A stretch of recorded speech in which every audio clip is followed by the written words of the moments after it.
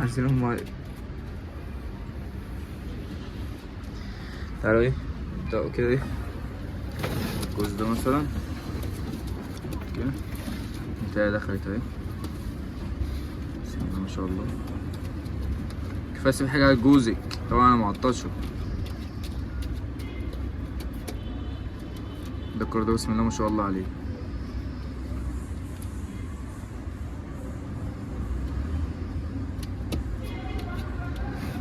نشوفه كده شربوا نصها. خدوا كملوا يلا. نحطه بقى ايه اللي باقي الحمام. خد بقى كفاية عليك خد يا ابن نور. نحط بقى البيض.